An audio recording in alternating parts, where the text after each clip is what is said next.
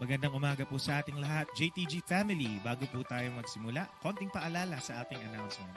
Una na po dyan, magkita-kita po tayo tuwing midweek service. Yan po ay ginaganap tuwing Wednesday, alas 7 ng gabi.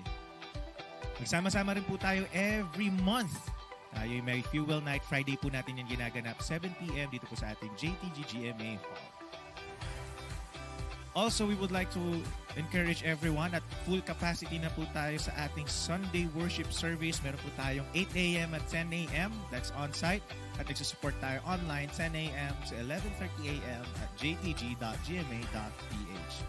And finally, we encourage everyone, sumali na kayo sa ating mga small groups. May 3 pamamaraan kung paano po tayo sasali. Meron po tayong Bible study group, discipleship group, at connect group. According to your age, we have youth, young adults, and men's and women's connect group.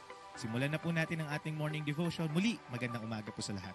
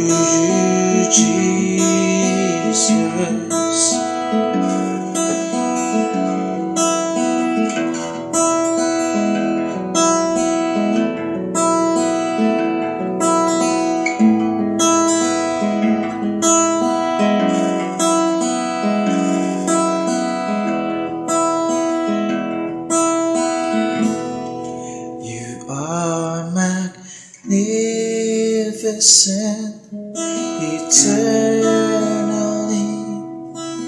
wonderful.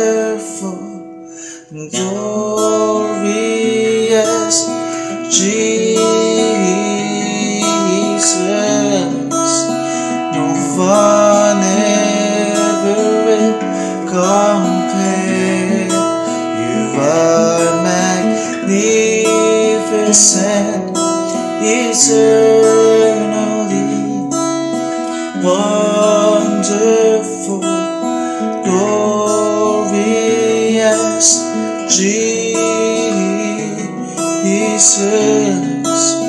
No one ever will compare to you, Jesus. No one ever will compare to you, Jesus. No one ever will compare to you, Jesus.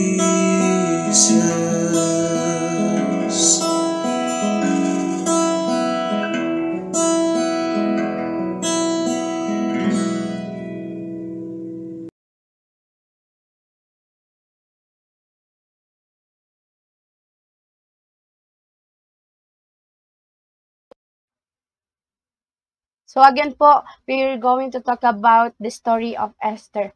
So si Esther po ay isang orphan na lumaki po to be a courageous queen. So isa po siyang reyna na nagligtas sa Israel from annihilation. So pag sinabi po natin annihilation, ito po yung complete destruction or pagkabagsak ng isang bagay. So siya po ay isang babae na kinuha para dalhin po sa palace of King Xerxes and rises up to become a queen. The one who bravely works to save her own people from the cruel plots of the enemy. So, mababasa po natin ang story po ni Esther sa 10 chapters po ng Book of Esther, and we can read some very powerful truths about God, great wisdom that we can use today, and realization that God still works in mighty ways on behalf of His people. So we have, ang Esther po ay may 10 chapters, and ang Book of Esther po ay isa sa libro na isa sa 2 libro po sa buong Bible na hindi po binanggit yung pangalan ng Diyos.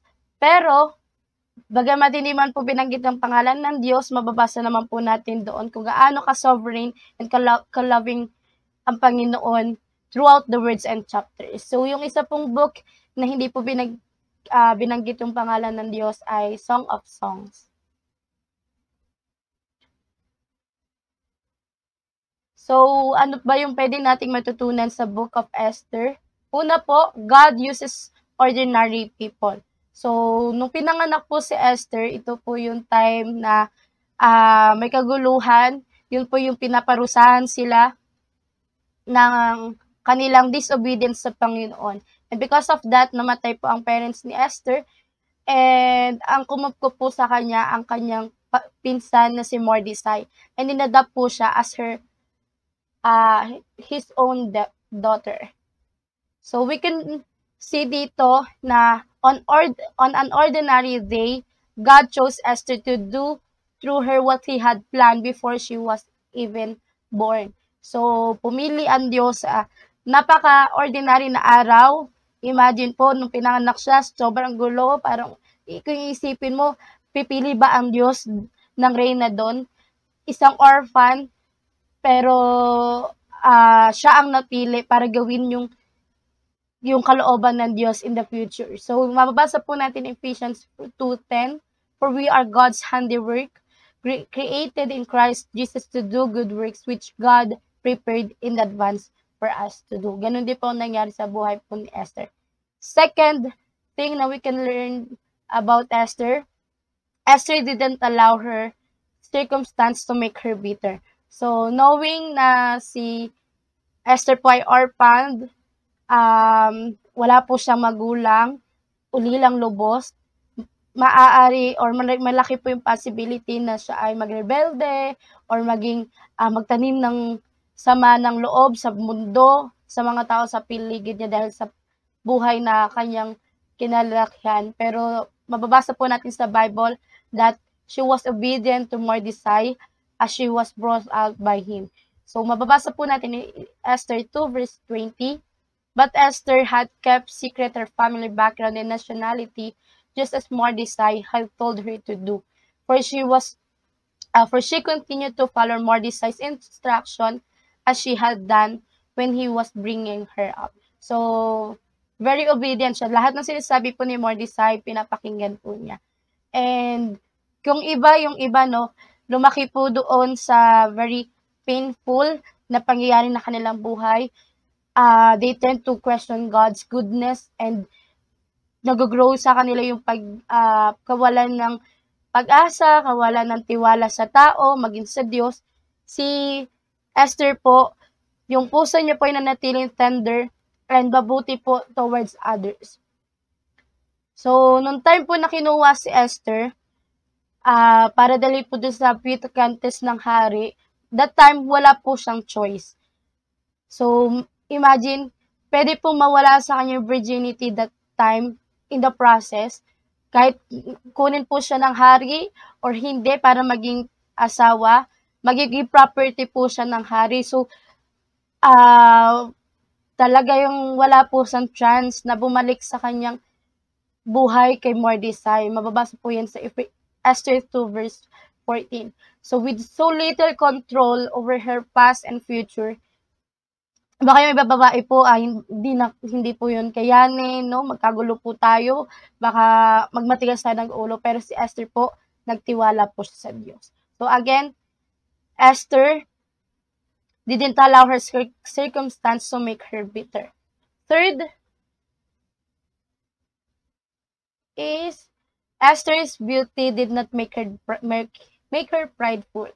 So, kung babasahin niyo po yung chapter 2, makikita nyo po dun kung gaano nila dinescribe si Esther. Napaka magandang babae. Very, very beautiful woman. So, dun sa mga kasama nyo po na virgin ladies, siya po yung nabigyan ng access to 12 months of pampering and treatments para ma-enhance po yung kanyang beauty. So, pwedeng that time, mainggit sa kanya yung mga tao, magalit sa kanya yung mga babaeng kasama niya. Pero, dahil po merong humble spirit si Esther, yun po yung nag-shine. At nakuha niya po yung favor sa lahat ng mga kasama niya po. Maging doon sa mga kasama niya, mga babae. And even po doon kay Hegai na katuwang po ng hari, yun po yung in charge dun sa mga virgin. And yun din po ang tumulong kay Esther. Next po, fourth po natin, 4 things that we can learn about Esther. God is sovereign over the heart of the king. So, mababasa po natin dito sa book po na ito na even po dun sa heart po ng hari, kontrolado ng Diyos. Sovereign ang Diyos. When Esther spent the night with the king, God caused his heart to love Esther more than all the women, and she won grace and favor in his sight. So, ang Diyos yung nag-cause para mahalin ng hari si Esther at magustuhan ng hari si Esther. So, let's be encouraged knowing that the king's heart truly is in the hand of God, and He turns everything wherever He will. Kung ano man kalooban ng Diyos, kaya niya pong gawin po yun. So, even po sa days po ngayon natin in politics, na mahirap magtiwala, mahirap i-put yung trust, but we can rest in knowing that God appoints these leaders, these people, to use them to accomplish God's plan. Di ba po? Kahit hindi po sila believer or believer man po, gagamitin sila ng Diyos para po sa kaluwalhatian ng Panginoon. Next, 5 po, Esther needed older mentors. So, nung si Mordecai po ang nagpalaki kay Esther, and from growing up po, naging mentor na po talaga, taga-advisor, guidance po ni Esther si Mordecai. And even po nung naging queen po si Esther, pinatunayan po ni Mordecai, pinakita po dito kung gaano tindi yung takot niya po sa Diyos. And meron po siyang sense of discernment. Nung nalaman niya po na may balak pumatay sa hari, sinabi niya po ito kay Esther, and that makes the king save. You can read that in Esther 2 verse 20 to 21. Also, nung nalaman din po ni Mordecai na may plano ulit na i-annihilate yung mga Jews, ay nausap niya ulit si Esther na kausapin ng hari. Pero dahil nga natakot si Esther nung una, dinecline po yun ni Esther. Pero pinaunawa po ni Mordecai yung reason kung bakit siya yung napili maging reyna. Sabi niya kay Esther, if you keep silent at this time, relief and deliverance will rise for the Jews from another place. But you and your father's house will perish. But who knows whether you have not come to the king for such as a time as this. So, mababasa po yan in Esther 4 verse 14. So, makikita po natin sa Titus 2 din, tinatawag po ang mga older people to teach the younger people. Ibig sabihin, create ng Diyos, or plinano ng Diyos na yung mga older generation na i-mentor po yung next generation how to discern and to follow God's ways. So, kung sa ating mga anumang kalagayan po natin sa ating mga buhay ngayon, we can learn from Esther example to look wiser and godly mentors to guide us through uncharted waters with the eyes on Christ. So, pwede tayo maghanap ng mga tao na tutulong sa atin na mag-grow, yung mas wise po sa atin mag-isip, mas spirit-filled po sa atin, para po yun din po yung nai-input natin. At the same time, we can learn also from the Mordecai's example. Let's also not forget na may mga tao din na sa younger generation po natin na kailangan din matuto from our wisdom as well. And number 6, to be courageous was not her first response to God's call. So hindi naman po, bagamat kilala po si Esther bilang isang matapang na babae na iniligtas ang kanyang mga kababayan, si Esther po ay hindi agad naging matapang from the start. Pero dahil alam niya po kung saan siya titingin, and with the help po ng kanyang mentor na si Mordecai, and ng mga tao po sa paligid niya, na-overcome niya po, or nagawa niya po yung pinapagawa sa kanya ng Lord. So sabi, dito nga po sa 7 points po natin, Esther knew where to find her strength. So alam niya na mahina po siya, alam niya po na takot siya, kung siya lang po sa sarili niya, hindi niya talaga kakayanin. Pero dahil alam niya kung saan siya kukuha ng lakas, nung time po na naintindihan ni Esther yung sinabi ni Mordecai, naintindihan niya na rating siya dun sa royalty, hindi naman dahil sa kanyang ganda, or hindi dahil gustong ibigay ng Diyos ang komportableng buhay para sa kanya. Naintindihan ni Esther na ang Diyos yung may rason kung bakit siya nandiyon. It is all by the grace of God. And therefore, ang Diyos din yung magpapalakas sa kanya, magsusupply ng kailangan niya. Kaya sabi niya, go gather all the Jews and hold a fast on my behalf. I and my young women will do the same. We can read that in Esther 4 verse 15 to 16. And number 8, Esther waited on God's timing. So, hindi agad nag-make ng action or nag-jump into action si Esther. Esther spent time in prayer, fasting, and waiting for God to direct how and when to approach the king. So, kasama ni Mordecai, sila pinanalangin, and kumilos ang Diyos nung time po na hindi makatulog ang hari nung isang gabi. So, ginamit ng Diyos yung night na hindi po makatulog ang hari para magpatawag si king na chronicles para magbasa. So, in this reading, the king was reminded of Mordecai's hand in saving his life.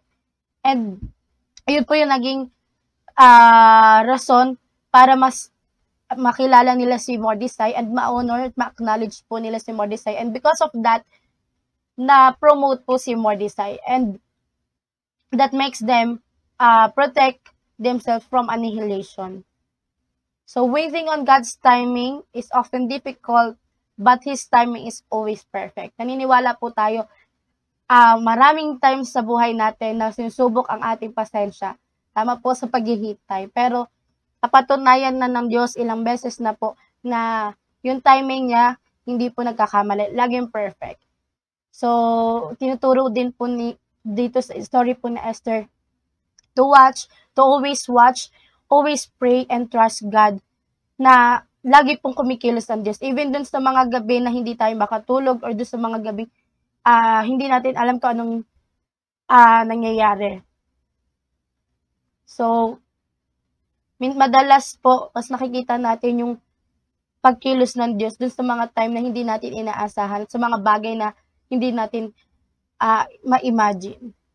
And 9, Esther loved her people more than her own life. Sabi niya sa Esther 4 verse 16, if I die, I die.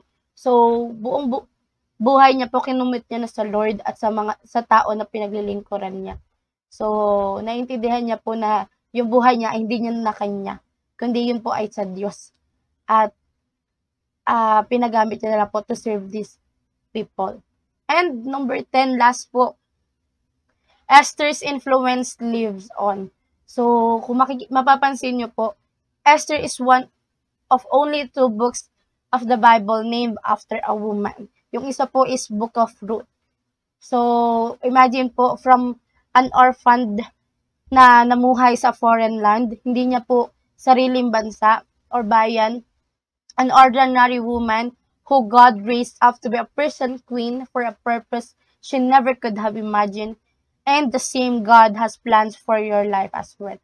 So, if we could read Jeremiah 29 verse 11 to 13, for I know the thoughts that I think toward you, says the Lord, thoughts of peace and not of evil, to give you a future and a hope.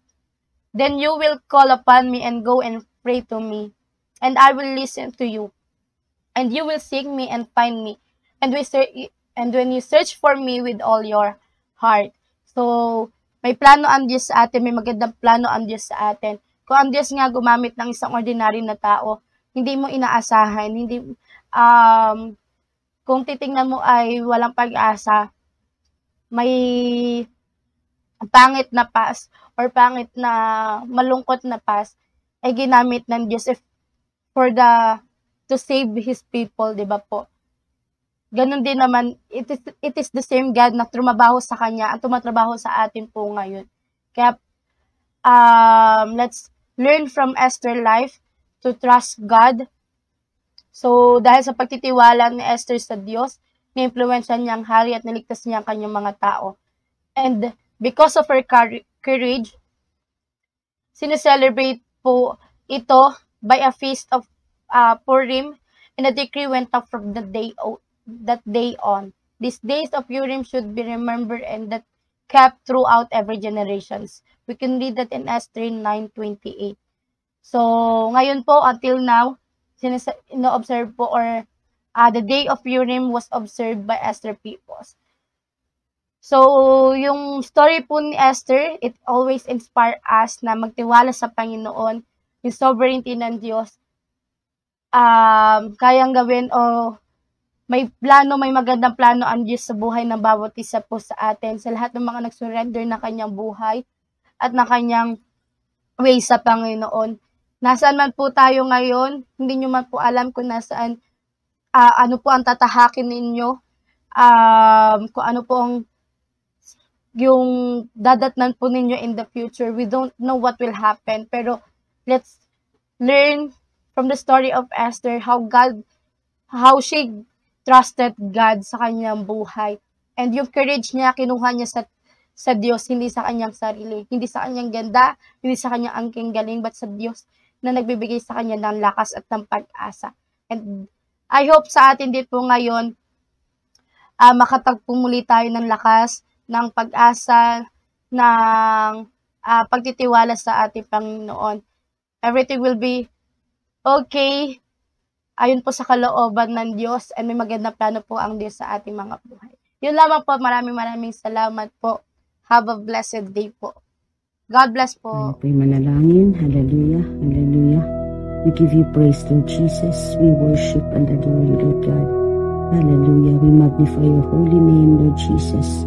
You are worthy. You are worthy to be praised, Lord God. Hallelujah. Tunay na, Panginoon, napakabuti mo, Panginoon, sa aming mga buhay, Lord God. Kaya naman, Ama, sa oras na ito, muli, pinasasalamatan namin, Panginoon, ang umagang ito na kami muli ay makapakinig ng mga salita mo, Lord God. Salamat sa lingkod na ginamit mo, Panginoon, upang maghayag, Panginoon, at maiparating sa amin ang mga nais at kalooban mo sa aming mga buhay, Lord God. Salamat sa kanyang buhay at patuloy, Panginoon, ikaw, Panginoon, ang magbigay ng desires ng kanyang puso, Panginoon, lalong-lalo na sa kanyang paglago sa paglilingkod sa iyo, Lord God. Salamat, Ama, ng marami, Panginoon, at maging sa mga kapatid namin na nakapakinig ng mga salita mo sa umagang ito.